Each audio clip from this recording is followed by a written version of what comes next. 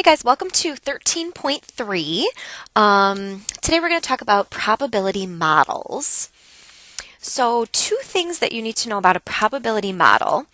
The sum of all the individual probabilities must end up adding to 1, and each individual probability cannot be cannot be negative. Okay, so sum has to be 1 and no negative probabilities. So here we have a bag of M&Ms with the probabilities to choose a certain color. Determine which of the following could be probability models. So all you have to do is add and check, do all of these add up to 1?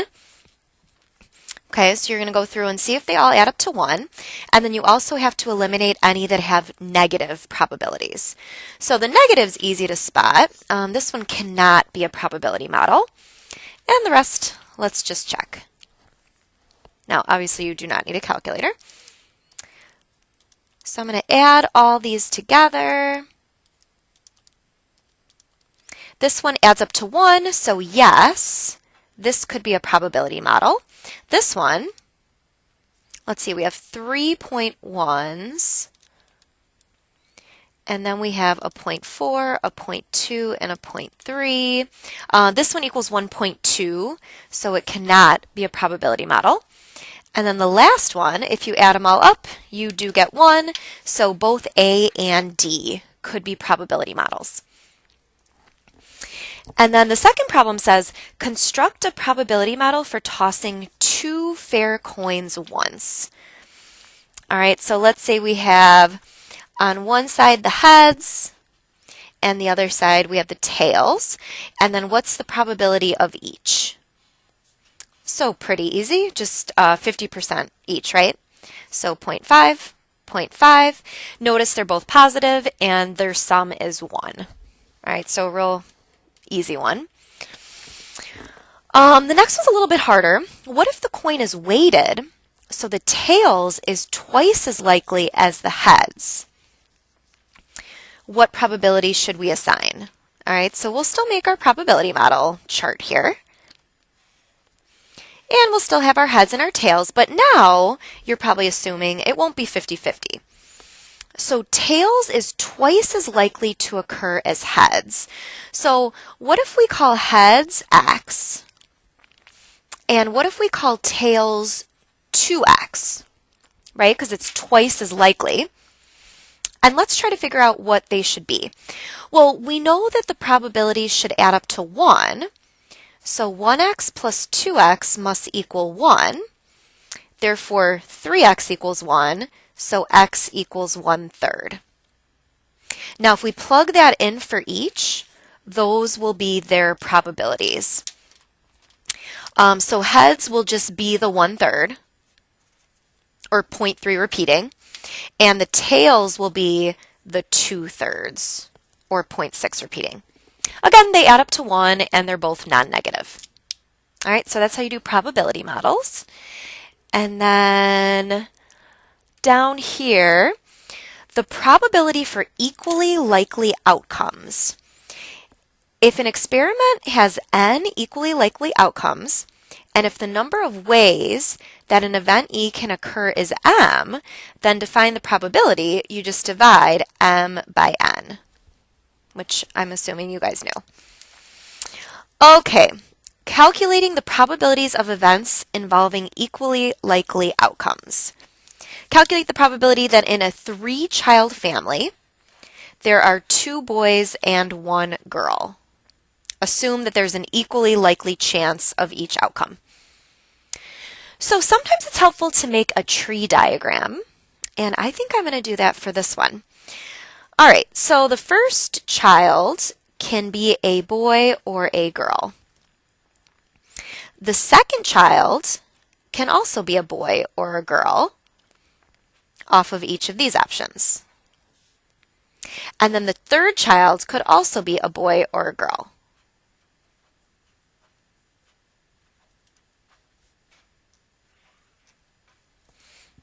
Okay, so you'll notice in the end there are 1, 2, 3, 4, 5, 6, 7, 8 different paths, right, that your 3-child family could go.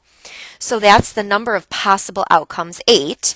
And then the numerator is, well, how many times were there 2 boys and 1 girl? So let's see. This path has 2 boys and 1 girl.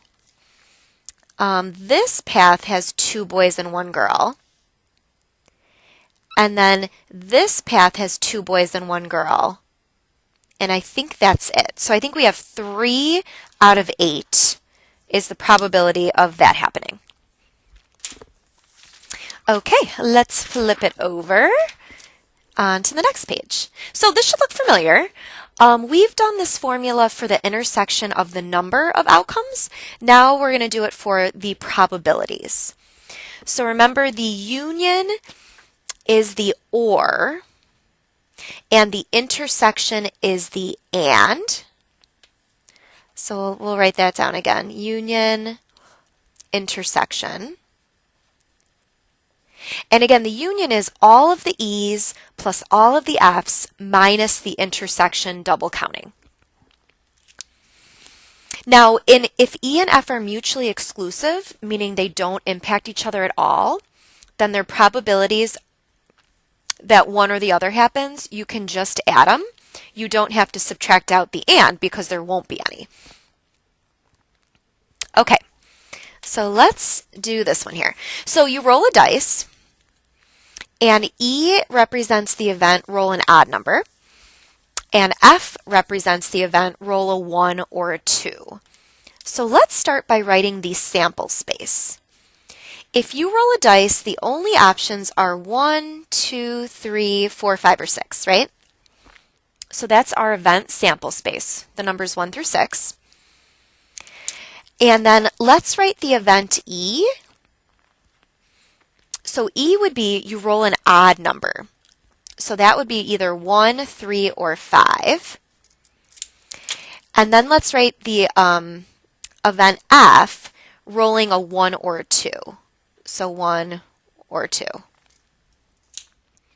Okay, now that we have all that down. So part A says, write the event of E and F. Okay. What is E intersect F?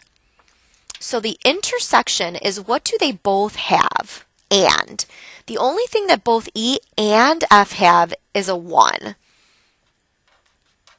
All right, so that's A, just 1. B says, write the event E or F. What is the union? Okay, so the union, the or, it wants you to include anything that E has or anything that F has. So that would be 1, 3, 5. Well, 1 again repeated and 2. So it'd be 1, 2, 3, and 5. And I should put squiggles on this one too. All right, so that is the which one are we on here? That is the union, the or. 1 or the other. 1, 2, 3, and 5. Okay, now C says, what is the probability of E? So the probability of E happening, that's how many outcomes that satisfy what you want over how many total outcomes. So we got 3 options out of 6. So the probability of E would be 3 out of 6, or just 1/2.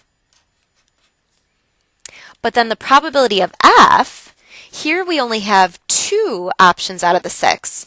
So that would be 2 out of 6, which reduces to 1/3. All right, I'm going to switch over colors here. Now D says, what is the probability of the intersection? Okay, so I'm going to look back to part A here, where it says what the intersection was. Remember, they only had a 1 in common? So what is the probability of getting that 1? Well, that's just 1 out of 6. And then E, what is the probability of the union, well, let's see. If the union was 1, 2, 3, and 5, that's 4 out of the 6. And you can reduce that to 2/3. Another way we could have done it is to use the formula. Probability of E plus probability of F minus the intersection. That would work also. So you've got options on these. Okay, in a standard deck of cards, what is the probability of drawing a heart or a queen on one draw? All right, so when we're trying to find the or, I'm going to use this formula here. So let's do probability of a heart plus probability of a queen minus the probability of the intersection, the queen of hearts. All right, so I don't know how much you guys know cards, but there are 13 out of 52 hearts in a deck. So 13 out of 52, plus there are 4 queens in a deck. So 4 out of 52. And then we're going to subtract how many queen of hearts are there in a deck. There's only 1 out of 52. All right, so if you do that, you get what? 17 minus 1, 16 out of 52, which reduces to, what, 8 out of 26. So I think that's 4 out of 13 reduced. All right, that's just using the formula. And then lastly, well, not lastly, the complement of an event. Let's say that E is an event. Then the complement of E is all the outcomes in the sample space that are not in E. So if you think about it, if you have the probability of E, then the probability of the complement is just 1 minus E, since the probabilities have to add up to 1. All right, so really easy example. Let's say the probability of rain tomorrow is 40%. What is the probability that it will not rain? Well, that's just the complement. So that's just 1 minus 40%, which would be 60%. And you could write it like this, or 60%. Okay, on to the birthday problem. What is the probability that in a group of 10 people, at least 2 people have the same birthday? Assume there are 365 days in a year. Okay, so I would highly suggest that you guys pause it and think about it first before I just kind of tell you what to do. So if it's probability, let's get our denominator down. What are all the possibilities of people having of birthdays for 10 people? Wouldn't that be 365 to the 10th power? Okay, and now let's figure out the numerator, and it's going to be kind of long. I'll write it all out here. Okay, what is the complement of at least 2 people having the same birthday? The complement would be that no 2 people have the same birthday. Right? Aren't those the opposites of each other? So we want to find the probability that no 2 people have the same birthday, and then we'll apply our complement formula. So if nobody is going to have the same birthday, then there's 365 possible birthdays for the first person. And then since they're not the same, there's 364 for the next, and then 363, and then 362, and we're going to do this 10 times. 9. What am I on? 1, 2, 3, 4, 5, 6, 7, 8, 9, 10. Okay? And let's get that probability. And again, this is for people not having the same birthday. So I'm going to calculate this. I'm going to make a big fraction and do 365 times 364 times all this. And I won't say it because that'll be annoying.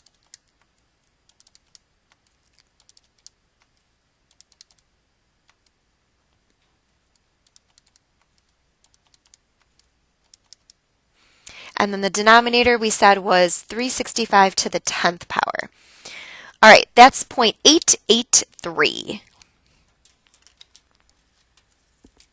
Nope, we're in green. Okay, but that's the probability that nobody has the same birthday. So if we want to find at least 2 people do have the same birthday, then we're just going to do 1 minus 0.883. And that gives us 11.7%.